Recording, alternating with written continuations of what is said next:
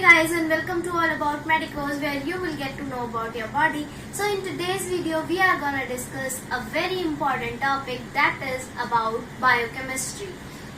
We are gonna discuss introduction to biochemistry.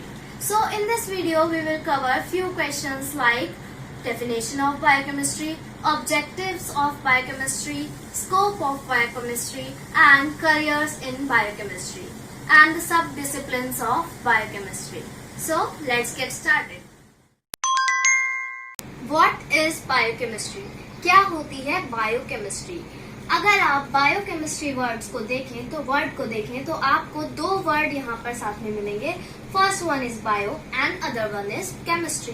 Bio means living while chemistry means the chemical reactions. So together, combining these words bio and chemistry, we can say that biochemistry is the study of chemical reactions of living organism. Or we can say that if we define biochemistry, we can say that biochemistry is the branch of science that deals with the chemical processes that are going within and relating to living organisms. Considering biochemistry word, we can say that it is a mixture of biology and chemistry. So we can also say that biochemistry is a hybrid science of biology and chemistry. Biochemistry renders its focus upon macromolecules. Macro means big. So together you can say big molecules. Macromolecules are proteins, lipids, carbohydrates and enzymes. So we can say that biochemistry focuses on the structure, function and interaction of biomolecules. It studies the structure of macromolecules, the function of macromolecules and their interaction in the living body, or in the functioning or in the metabolism of a living body. So this is the definition of biochemistry, that it deals with the chemical reactions that are undergoing in the living organism. Biochemistry can be studied in 3 fields. Biochemistry को हम 3 field में study कर सकते हैं या 3 field में divide करके. सो पहला जो बेसिस है वो है आपका स्ट्रक्चरल बायोलॉजी का, यानी कि जो बायोकेमिस्ट्री के मैक्रोमोलिक्यूल्स हैं उनके स्ट्रक्चर्स को समझना. सेकेंड एंजाइमोलॉजी, यानी कि जो एंजाइम्स हैं जो कि रिएक्शंस को करवा रही हैं आपकी बॉडी के विदिन, उन एंजाइम्स की study. And the third one is metabolism, यानी कि किसी भी फूड पार्टिकल या फिर किसी भी चीज का ब्रेकअप और उसका बनना. सो ये 3 फील्ड्स जो है इनमें आप बायोकेमिस्ट्री की स्टडी कर सकते हैं. Biochemistry also focuses upon the structure of these things, the function of these things. अगर इनके फंक्शन हमें पता होंगे मैक्रोमोलिक्यूल्स के, तो हम इन्हें अप्लाई कर सकते हैं किसी भी फील्ड में. अप्लाइड फील्ड्स बहुत सारी हैं जो कि बायोकेमिस्ट्री के साथ जुड़ी हुई है. Let us now study about the objectives of biochemistry, that in what fields biochemistry focuses or what fields biochemistry covers. So first objective of biochemistry is to learn about biological process. Learn about biological process, like what biological process are undergoing in a living cell or organism. For example से समझे कि biological process एक आपकी body में जो चलती है, जो बहुत important है, जिससे हम सब जानते हैं, वो है respiration. So respiration में क्या होता है कि ग्लूकोज कन्वर्ट होता है फॉर्म ऑफ एनर्जी, यानी कि एटीपी में. सो इन्हीं टाइप की बायोलॉजिकल प्रोसेसेस को लर्न करने के लिए, समझने के लिए हमें किसकी जरूरत पड़ती है? बायोकेमिस्ट्री की. Second objective is to study the properties of biomolecules. Biomolecules यानी कि कार्बोहाइड्रेट्स, प्रोटीन, लिपिड्स, आपके इन सबके प्रॉपर्टीज को स्टडी करने के लिए भी हमें जरूरत होती है बायोकेमिस्ट्री की. एग्जाम्पल से समझे कि जैसे कार्बोहाइड्रेट्स हैं, तो कार्बोहाइड्रेट्स हमारे क्या क्या यूज में आ सकते हैं, इसको जानने के लिए हमें ये जानना जरूरी है कि उन बायोमोलिक्यूल्स की, कार्बोहाइड्रेट्स की प्रॉपर्टीज क्या है. तो प्रॉपर्टीज को पढ़ने के लिए भी हमें जरूरत पड़ती है बायोकेमिस्ट्री की. नेक्स्ट है to find uses for biomolecules. अब हमें पता तो चल गया कि बायोमोलिक्यूल्स जो है उनकी प्रॉपर्टीज क्या है, पर उनको यूज कैसे करना है उसको भी जानने के लिए हमें जरूरत है बायोकेमिस्ट्री की। जैसे एग्जांपल से समझे कि हेयर में आपके हेयर्स जो होते हैं उनमें प्रोटीन होता है केराटिन, जो कि बालों की ग्रोथ के लिए, उनके डेवलपमेंट के लिए या फिर स्मूथ शाइनिंग के लिए इम्पोर्टेंट होता है। इसी के यूज के लिए शैम्पूज बने हैं, कंडीशनर बने हैं। तो ये किस बेसिस पर बने हैं? उस केराटिन प्रोटीन के प्रॉपर्टीज के बेसिस पर, कि वो क्या प्रॉपर्टी रखता है उसके बेसिस पर हमने शैम्पूज और कंडीशनर बना दिए जिनसे कि आप उनको यूज कर सकें। तो ये हो गया यूज। नेक्स्ट है to study the oncogenes in cancer cells. Cancer cells में जो ऑन्कोजीन्स होते हैं, जो सब्सटेंसेस जो कैंसर कॉजिंग होते हैं, उनकी स्टडी के लिए भी हमें बायोकेमिस्ट्री की आवश्यकता होती है। नेक्स्ट है आइडेंटिफिकेशन ऑफ डिसीज मैकेनिज्म, यानी कि डिजीज का क्या प्रोसेस चल रहा है, किस तरीके से डिजीज चल रही है, उसको जानने के लिए भी हमें बायोकेमिस्ट्री की जरूरत पड़ती है। जैसे कि आप डायबिटीज का एग्जांपल लें, तो डायबिटीज की क्या मैकेनिज्म है, पैथोजेनेसिस किस तरीके से हो रही है, क्या पाथवे है, ये सब समझने के लिए आपको बायोकेमिस्ट्री पता होना जरूरी है।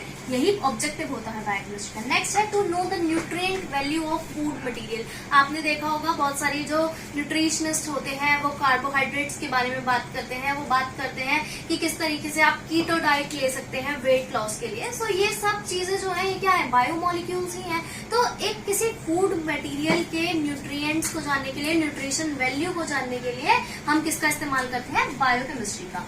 सो these are the certain objectives of biochemistry. Now we will discuss about the sub-disciplines of biochemistry. That these are the branches, you can say the sub-branches of biochemistry. कि किस तरीके से बायोकेमिस्ट्री जो है वो हमारी लिविंग प्रोसेसेस में, life में यूज होती है। तो जो सब ब्रांचेस हैं वो है मॉलिक्यूलर जेनेटिक्स। मॉलिक्यूलर जेनेटिक्स में आप डीएनए के सीक्वेंस में कोई चेंज होता है या ऑल्टरकेशन होता है तो उसकी स्टडी करते हैं। तो उसमें भी हम माइक्रोमोलिक्यूल्स इन सबको देखते हैं। तो हम कह सकते हैं कि it is the sub branch और सब discipline of biochemistry. Next one is the pharmacology. Pharmacology में भी हमें बहुत सारी जो ड्रग्स होते हैं उनकी प्रॉपर्टीज को पढ़ने के लिए क्या बायोकेमिस्ट्री का इस्तेमाल करना होता है। So it is also a sub discipline of biochemistry. Next one is the molecular biology. Molecular biology में तो आपको पता है मैक्रोमोलिक्यूल्स से बहुत ज्यादा डील करना पड़ता है। So molecular biology is also a sub discipline of biochemistry.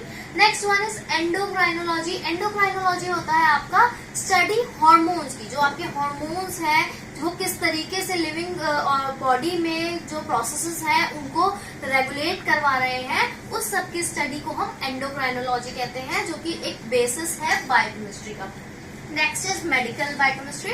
Medical biochemistry में आप डिजीज है उनके मैकेनिज्म को आइडेंटिफाई करना या किस तरीके से पैथोजेनेसिस चल रही है उन सब की स्टडी करते हैं। Next is food biochemistry. जैसे कि अभी मैंने आपको बताया था कि न्यूट्रिएंट वैल्यूज जो है वो आप किससे चेक कर सकते हैं? बायोकेमिस्ट्री ही की जो ब्रांच है उसी में आप चेक कर सकते हैं कि न्यूट्रिएंट वैल्यू क्या है, न्यूट्रिशनल वैल्यू क्या है किसी भी फूड पार्टिकल की। तो food biochemistry is also a sub discipline of biochemistry. Now let's discuss about the career in biochemistry or the job aspects of biochemistry. उन एस्पेक्ट्स के बारे में बात करते हैं जिनसे आप बायोकेमिस्ट्री की पढ़ाई करके किस पोजीशन पर या किस प्रोफाइल पर जा सकते हैं। सो फर्स्ट क्या कर सकते हैं आप? रिसर्च एनालिस्ट बन सकते हैं बायोकेमिस्ट्री पढ़कर। सेकेंड, आप बायोमेडिकल साइंटिस्ट बन सकते हैं किसी भी हॉस्पिटल या फिर किसी भी ऐसी इंडस्ट्री में जो कि बायोमेडिकल या मेडिकल से रिलेटेड है। कोई किट्स बनाते हैं या कोई भी ड्रग को प्रोड्यूस कर रहे हैं, ड्रग से के साथ कोई भी रिसर्च कर रहे हैं, तो उसमें आप बायोमेडिकल साइंटिस्ट बन सकते हैं। नेक्स्ट, आप फार्मा एसोसिएट बन सकते हैं। किसी भी जो आपका कोई भी ऐसी कंपनी है जो कि ड्रग मैन्युफैक्चरिंग में है या फिर कोई भी ऐसा ड्रग है जिसके जो कि वो मार्केटिंग कर रहे हैं, तो आप उस फील्ड में फार्मा एसोसिएट बन सकते हैं। नेक्स्ट, आप फूड सेफ्टी एनालिस्ट बन सकते हैं, क्योंकि मैंने आपको बताया था कि बायोकेमिस्ट्री में आप मैक्रोमोलिक्यूल्स की स्टडी करते हैं। तो मैक्रोमोलिक्यूल्स को उनका न्यूट्रिएंट वैल्यू देखते हैं, तो उन्हीं न्यूट्रिएंट आप किसी भी फूड की कोई भी फूड पैकेज्ड फूड्स बनते हैं तो या फिर कोई भी ऐसे फूड्स जो है वो प्रोसेस हो रहे हैं, आप उनकी सेफ्टी पॉइंट के थ्रू उनके जो न्यूट्रिएंट वैल्यू है वो चेक कर सकते हैं। तो आप एक फूड सेफ्टी एनालिस्ट बन सकते हैं। नेक्स्ट आप हेल्थ केयर साइंटिस्ट बन सकते हैं। कोई भी डायग्नोस्टिक लैब्स हैं या फिर हॉस्पिटल है, उनमें आप हेल्थ केयर साइंटिस्ट यानी कि बायोकेमिस्ट्री के टेक्नीशियन या टेक्नोलॉजिस्ट की पोस्ट पर काम कर सकते हैं। कोई भी आपकी जो लिविंग बॉडी में प्रोसेसेस हो रही है, उन सब चीजों को की जो वैल्यूज हैं उनको डायग्नोज कर सकते हैं। जैसे कि आप लिवर फंक्शन टेस्ट परफॉर्म कर सकते हैं, किडनी फंक्शन टेस्ट परफॉर्म करते हैं, जीटीटी, ओटीटी, इन सब के लिए किसकी आवश्यकता होती है? एक हेल्थ केयर साइंटिस्ट, जो कि आप बायोकेमिस्ट्री पढ़कर बन सकते हैं। कोर्सेज के बारे में बात करें कि कौन से कोर्सेज हैं जिनको करके आप बायोकेमिस्ट्री की स्टडी कर सकते हैं या इन पोजीशंस पर, इन जॉब एस्पेक्ट्स पर पहुंच सकते हैं। सो कोर्सेज में आप बीएससी बायोकेमिस्ट्री कर सकते हैं, बीएससी बायोकेमिस्ट्री रेगुलर कर सकते हैं, एमएससी इन बायोकेमिस्ट्री कर सकते हैं अगर आप मास्टर करना चाहें, और साथ ही साथ एमएससी मेडिकल बायोकेमिस्ट्री भी कर सकते हैं। एमएससी बायोकेमिस्ट्री जो है वो रेगुलर प्रोग्राम है जिसमें कि आपको बायोकेमिस्ट्री की सारी फील्ड्स के बारे में स्टडी कराई जाती है, जबकि एमएससी मेडिकल बायोकेमिस्ट्री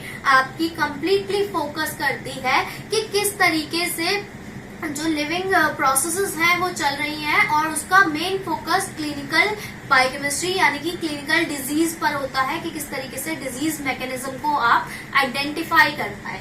नेक्स्ट आप एमफिल या पीएचडी भी कर सकते हैं बायोकेमिस्ट्री में। So this is all about the introduction to biochemistry की बायोकेमिस्ट्री क्या होती है, क्या उसके ऑब्जेक्टिव्स होते हैं, किस तरीके से आप किस जॉब एस्पेक्ट्स पर पहुंच सकते हैं, और कौन से कोर्सेज जो है वो आप कर सकते हैं बायोकेमिस्ट्री में अपना करियर बनाने के लिए। सो आई होप आपको ये वीडियो पसंद आया होगा। अगर आपको ये वीडियो पसंद आया हो तो लाइक और शेयर करना ना भूलें, एंड सब्सक्राइब कीजिए ऑल अबाउट मेडिकोर्स।